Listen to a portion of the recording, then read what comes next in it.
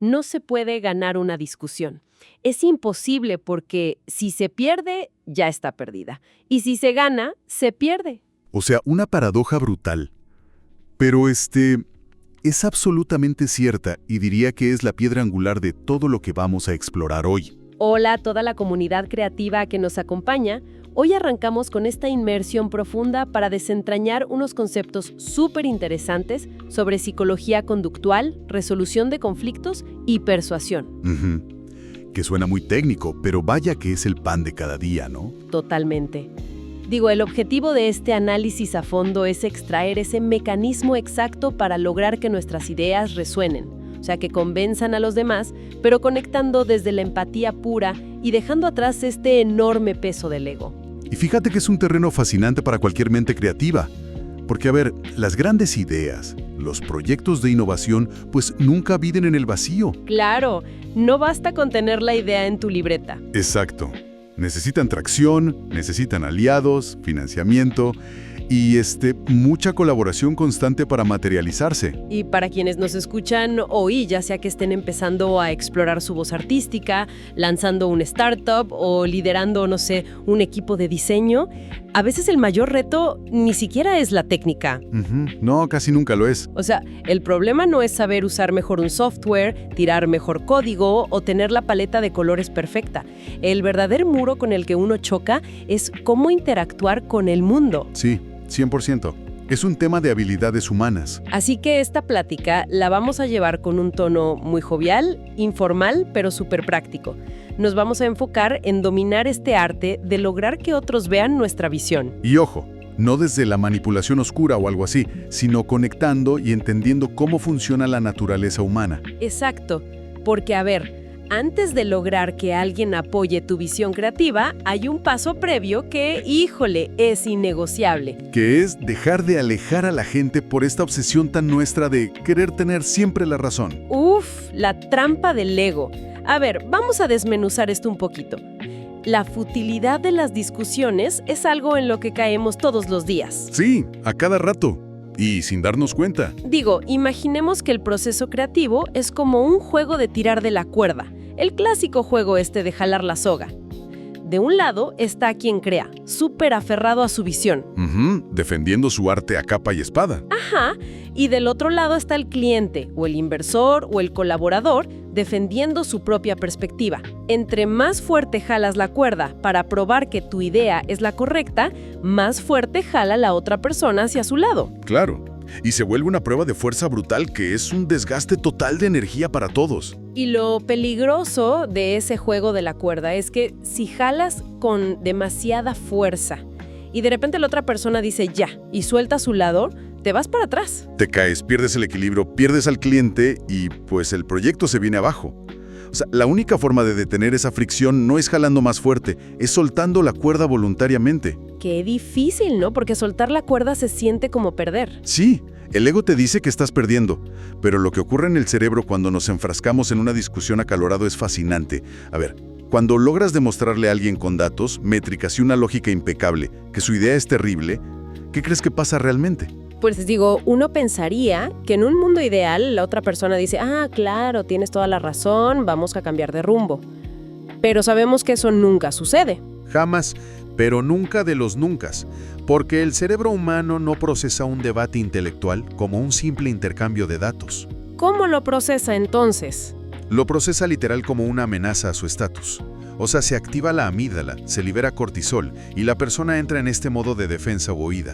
Su orgullo queda súper lastimado. Claro, se le hace sentir inferior frente a los demás, en la junta, por ejemplo. Exacto. Y hay una máxima que dice que un ser humano convencido contra su voluntad sigue pensando exactamente igual en su fuero interno. Esa frase es fuertísima. O sea, te dicen que sí por fuera, pero por dentro están de ni de broma lo voy a hacer. Así es.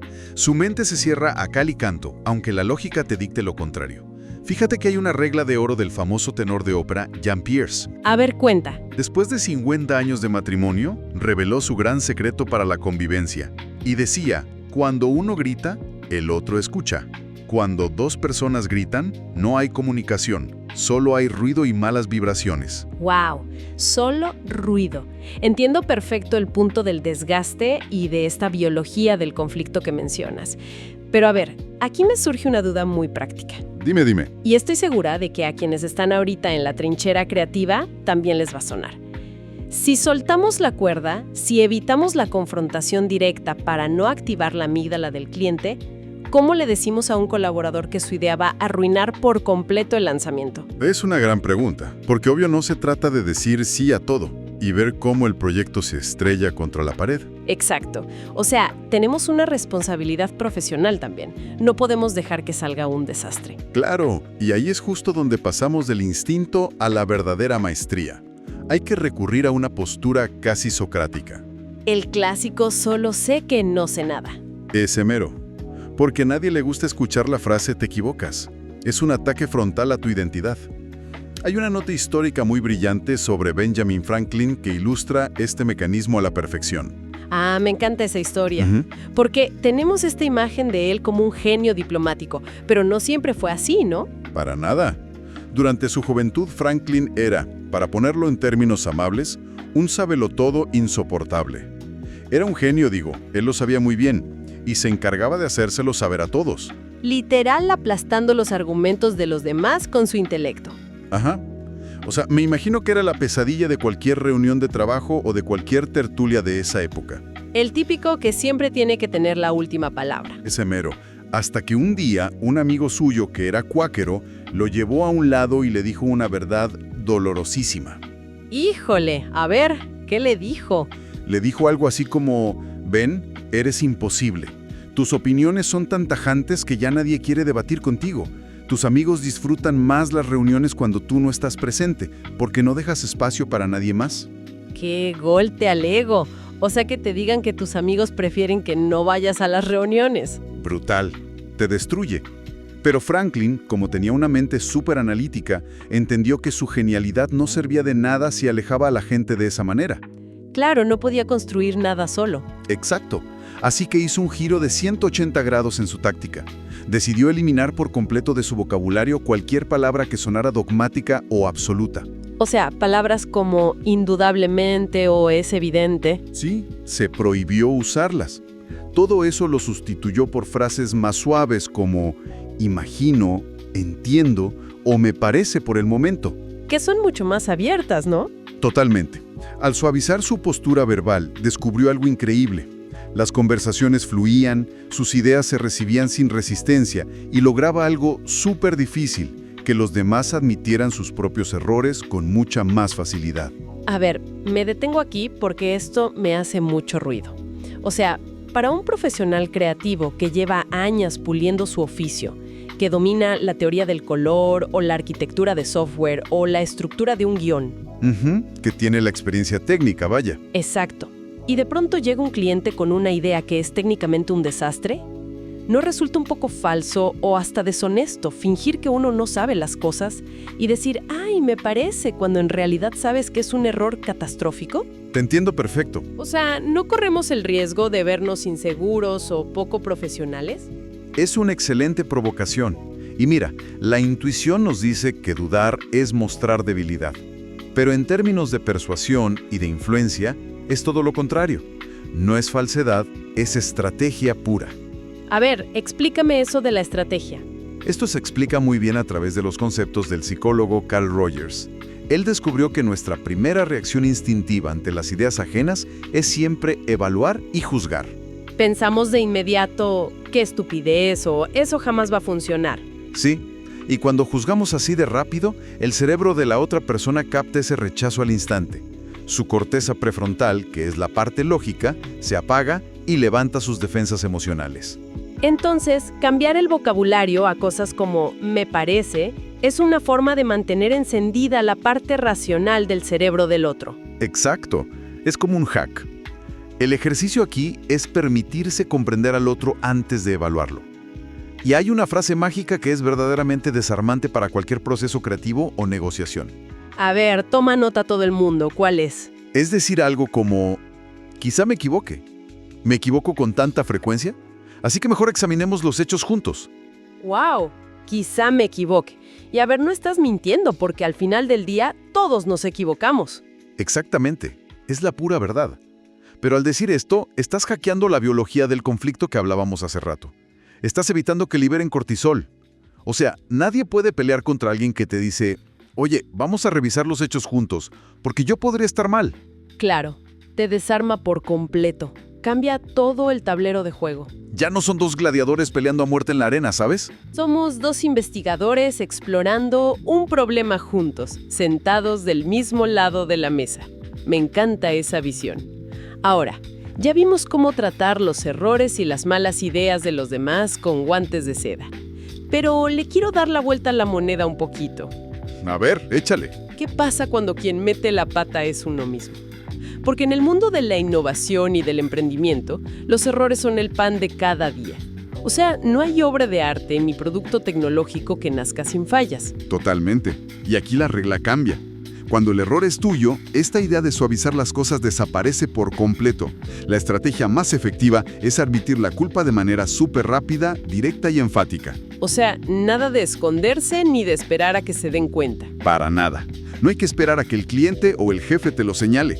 Fíjate, hay un caso clásico de un dibujante publicitario que ilustra esto perfecto. A ver, cuéntanos. Este artista cometió un error menor, pero muy evidente visualmente, en un encargo que era urgente. Y para colmo, era para un cliente conocido en la agencia por ser extremadamente exigente y súper explosivo. ¡Ay, no! De esos que te gritan por cualquier cosita. De esos meros. El cliente lo citó en su oficina y bueno, la tensión era palpable desde la puerta. Estaba listo para desatar toda su furia contra el pobre dibujante. Visualizo la escena perfectamente. O sea, el cliente con la vena saltada en el cuello, esperando que el diseñador empiece a poner excusas para ahora sí destrozarlo. Tal cual. Ese era el guión esperado. Pero el artista no hizo lo que hace el 99% de la gente. No se justificó. No le echó la culpa a la imprenta, ni al becario, ni al internet. No, nada de eso. Entró a la oficina y empezó a criticarse a sí mismo sin piedad. O sea, dijo que no tenía ninguna excusa, que estaba profundamente avergonzado y que después de tanto tiempo trabajando juntos, era imperdonable haber entregado algo con ese nivel de descuido. ¡Guau! O sea, se tiró al piso por completo. Sí, y hasta dijo que aceptaría cualquier penalización económica. Y a ver, ¿cuál crees que fue la reacción de este cliente explosivo? Pues digo, si usamos la lógica de la analogía del juego de la cuerda, si el artista suelta la cuerda de golpe y se tira al piso, el cliente se queda sin resistencia. De hecho, a mí me gusta pensarlo como robarle la pólvora a un cañón. Ándale, me gusta esa imagen. Sí, porque si tú mismo dices todas las cosas horribles que la otra persona estaba a punto de gritarte, pues lo dejas sin municiones. Ya no tiene con qué disparar. Le robas la pólvora. Y el resultado en esa historia fue que la dinámica de poder se invirtió por completo. ¿En serio? ¿Qué hizo el cliente? Pues el cliente, que estaba preparadísimo para aniquilarlo, terminó defendiendo al artista. Le empezó a decir, no hombre, tranquilo, tampoco es tan grave, solo un detalle, lo podemos corregir rápido. ¡Qué locura! Él mismo minimizó el error. Sí, perdonó la falla y agárrate. Terminaron yendo a almorzar juntos ese mismo día. ¡Guau! A ver, vuelvo a empujar un poco en contra de esto, porque, o sea, suena padrísimo, parece un truco de magia, pero me genera dudas en la práctica. Venga, vamos a desmenuzarlo. Entiendo perfecto este concepto del judo psicológico, o sea, usar la fuerza del ataque del otro a tu favor. Pero si como líder de un proyecto o emprendedor siempre asumo la culpa de manera tan dramática, ¿no corro el riesgo de crearme una reputación de incompetencia? Es un miedo súper válido. Sí, porque el cliente podría decir simplemente, pues, sí, tienes razón, eres un desastre, estás despedido. ¿Dónde está el límite entre desarmar el ego del otro y parecer alguien que de plano no sabe hacer su trabajo? Es una distinción súper importante. Mira, esto funciona precisamente porque asumes una responsabilidad extrema sobre un hecho específico, no sobre tu capacidad general. Ah, ok, es sobre la acción, no sobre quién eres. Exacto. Y si conectamos esto con la psicología profunda del estatus, todo cobra sentido. Al final, todo se reduce al ego de la figura de autoridad. Un cliente, un director o un inversionista tiene una necesidad psicológica básica de sentirse importante. Claro, necesitan sentir que ellos tienen el control y el poder. Así es. Si tú peleas y te justificas, el cliente afirma su importancia aplastándote. Te demuestra quién manda. Te somete por la pura fuerza. Ajá. Pero si tú aceptas la culpa de inmediato, con total madurez y sin excusas, demuestras una seguridad interna brutal. Piénsalo, solo alguien muy seguro de su talento puede criticarse tan abiertamente frente a un jefe. Tiene mucho sentido. Te muestras vulnerable pero desde una posición de fortaleza, no de debilidad. Exactamente. Al hacer esto, te pones a merced del cliente de forma voluntaria. En ese escenario, la única forma en que el cliente puede seguir alimentando su ego y sintiéndose superior es asumiendo una actitud magnánima. Claro, se ve forzado a convertirse en esta figura protectora y perdonadora. Sí, porque mostrar misericordia alimenta su sentido de importancia de una forma mucho más noble y sofisticada que simplemente gritarte por un error. Es alucinante cómo funciona nuestra mente. Literal, le das a su ego exactamente lo que necesita, pero en tus propios términos. Jugando tu propio juego. Y creo que esto nos lleva a un nivel de maestría todavía más profundo. O sea, ya logramos controlar nuestro ego al admitir errores rápido. Y logramos no activar las defensas del otro usando el quizá me equivoque. Ya tenemos las bases. Pero hay un escenario que se me hace todavía más complejo. ¿Qué pasa cuando el cliente no está enojado ni estamos discutiendo un error puntual, sino que simplemente tiene una visión del mundo o unas prioridades que son diametralmente opuestas a las de nuestra propuesta creativa? Ese es el salto definitivo. Aprender a ver el mundo genuinamente a través de los lentes del otro. Henry Ford, que fue uno de los industriales que más entendió sobre cómo construir imperios y equipos, tenía una frase sobre esto. A ver. Él decía que si hay un secreto para el éxito, reside en la capacidad de apreciar el punto de vista del prójimo. O sea, ver las cosas desde el ángulo de esa persona, con la misma claridad que desde el tuyo. Y ojo, que no es solo tolerar su visión. No es decir, ok, respeto tu opinión. Es verdaderamente habitar su visión. Entender por qué piensan así. Y me imagino que esto aplica para la vida cotidiana, no solo cuando estás en la junta de un corporativo enorme. Totalmente. Fíjate en este caso, es muy ilustrativo. Hay un hombre, digamos que se llama Sam, que vivía amargado y criticando todo el tiempo a su esposa. Ok. Ella pasaba horas y horas en el jardín, arrancando malas hierbas, plantando cositas, moviendo la tierra, y a los ojos de Sam, el jardín se veía igual de desordenado que hace 4 años. O sea, para él era una pérdida de tiempo total. Del check en la lista de tareas. Sí, y esa crítica arruinaba sus tardes y levantaba un muro enorme entre ellos. Estaban súper desconectados, hasta que un día Sam decidió hacer este ejercicio consciente de ponerse los lentes de ella. ¿Y qué cambió? Pues dejó de ver el jardín como un proyecto de paisajismo que debía terminarse y empezó a verlo como ella lo experimentaba, como un espacio de paz, de conexión con la naturaleza, un proceso que ella disfrutaba por el simple hecho de estar ahí, ensuciándose las manos. ¡Qué bonito cambio de perspectiva! Al cambiar ese enfoque, empezó a elogiar la dedicación de ella e incluso se puso a ayudarla con la tierra. Transformó lo que era un campo de batalla en un espacio de conexión. O sea, dejaron de ser 2 personas peleando por cómo usar el tiempo libre. Exacto, para convertirse en un equipo compartiendo un momento significativo. Me encanta. Y llevando esto a la realidad de quienes nos escuchan, de quien está levantando un proyecto creativo hoy en día. Hay una idea de un antiguo decano de la Escuela de Negocios de Harvard que creo que encapsula esto a la perfección. Sí, es buenísima. Él decía algo como, prefiero caminar 2 horas por la acera frente a la oficina de la persona a quien debo entrevistar antes que entrar sin una idea clara de lo que voy a decirle y de lo que esa persona, según sus propios intereses, me va a responder. Caminar 2 horas por la acera. Qué imagen tan poderosa. Es literal hacer el trabajo mental previo. Exacto, salir de uno mismo. Si lo traducimos para la comunidad creativa, sería como, antes de intentar vender una idea de diseño, antes de presentar un guión para buscar que te financien la peli, o antes de lanzar una app, hay que caminar por la acera del cliente o del usuario. Hacer tu tarea de empatía. Hay que detenerse a pensar, oye, ¿qué le quita el sueño a ese productor? ¿Qué miedos reales tiene ese inversionista sobre poner su dinero en mi idea? ¿Qué métrica necesita mejorar ese director de marketing para que su jefe no lo despida? Ese es el verdadero trabajo. Y es que muchas veces entramos a las reuniones enfocados 100% en nuestra propia genialidad, en lo innovador que es nuestro arte, en lo pulido que está nuestro código. y nos olvidamos por completo de las ansiedades de quien está del otro lado de la mesa. Y esto plantea una pregunta incómoda. Medio dura, pero súper necesaria para cualquier mente creativa. Cuando presentas algo, ¿estás creando desde tu aislamiento egoísta buscando que te aplaudan y validen tu talento? Uy, esa pedrada dolió. Sí, está fuerte. ¿O estás operando desde una verdadera vocación de aportar valor al mundo del otro?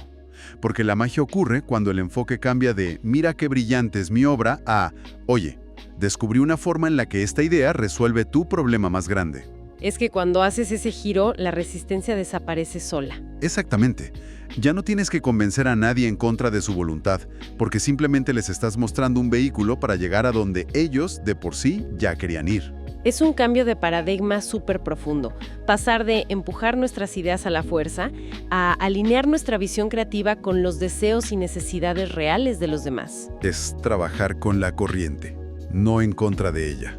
Y creo que este es el momento perfecto para invitar a quienes nos escuchan a que apliquen esto en la vida real. O sea, no solo como una teoría bonita que escucharon hoy, sino como una herramienta táctica en su próxima junta o en la siguiente revisión de proyecto. Sí, que lo pongan a prueba. Hay que soltar la cuerda. Hay que dejar de pelear batallas inútiles solo para alimentar el ego y demostrar que uno sabe más. Totalmente. Empiecen a usar esa magia táctica del «quizá me equivoque, vamos a revisar los hechos juntos».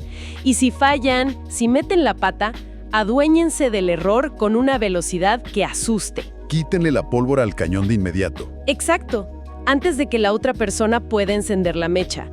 Y sobre todo, hagan este ejercicio de caminar por la acera y ponerse los lentes de la otra persona, porque la creatividad y la innovación al final del día, pues son un deporte de equipo. Definitivamente.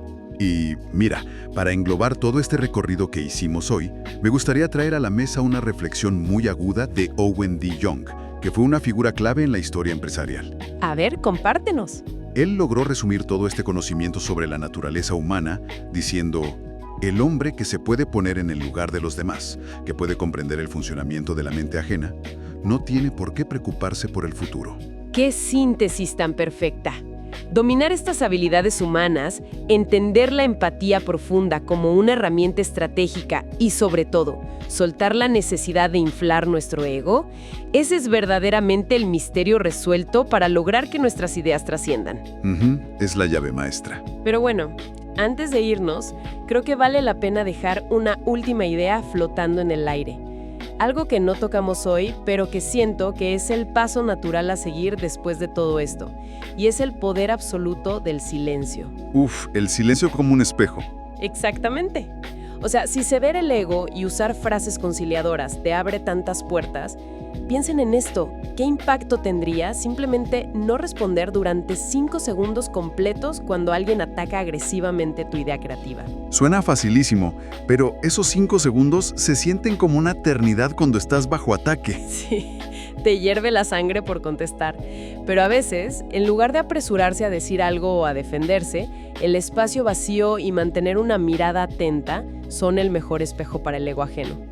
En esos 5 segundos de silencio, la otra persona suele escuchar el eco de su propia hostilidad. Y fíjate que muy a menudo empiezan a moderarse solitos sin que tú hayas tenido que decir una sola palabra. Es una locura. Piénsenlo y pónganlo a prueba en su próxima reunión tensa.